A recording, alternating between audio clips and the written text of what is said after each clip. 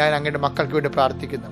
ആരെല്ലാം ഈ ലോകത്ത് ഈ പ്രാർത്ഥന കേൾക്കുന്നുവോ, ആരെല്ലാം ഹൃദയവേദന അനുഭവിക്കുന്നുവോ, നിങ്ങൾ ഈ ജന്മത്തിൽ രക്ഷപ്പെടാൻ ഒരു മാർഗമില്ലെന്ന് ആരെങ്കിലും നിങ്ങൾ പറഞ്ഞിട്ടുണ്ടെങ്കിൽ ദൈവ പൈതലെ ഓർക്കുക, ഈ നിമിഷം മാതാവിൻ്റെ മധ്യസ്ഥത്തിൽ കർത്താവ് നിന്നെ വീണ്ടെടുക്കാൻ പോകുന്നു.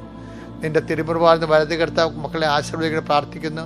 അവിടെ ജീവിത മണ്ഡലങ്ങളിൽ ആരും ഞങ്ങൾക്കില്ല, തങ്ങൾക്കില്ല എന്ന് ചിന്തിക്കുന്നവരെ, ആരും ഞങ്ങൾക്കില്ല, വലിയ കൊടിയ ഭാരവും കൊടിയ വഴക്കുമായിട്ട് ഈ വീട് നരകമാണ് ചിന്തിക്കുന്നവരുടെ മേലെ കർത്താവിൻ്റെ വിശുദ്ധമായ രക്തം തളിക്കട്ടെ എന്ന് പ്രാർത്ഥിക്കുന്നു.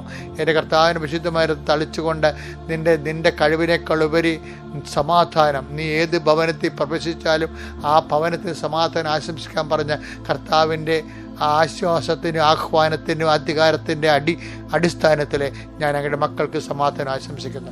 ദൈവത്തിൻ്റെ കട നിന്നെ ആവശ്യിക്കട്ടെ. നിൻ്റെ മക്കളെ ഞാൻ ആസ്വദിക്കുന്നു.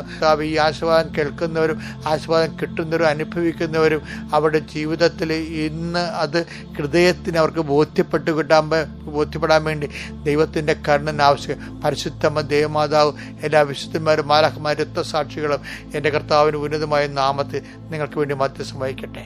Lord, in peace, spirit of power and grace.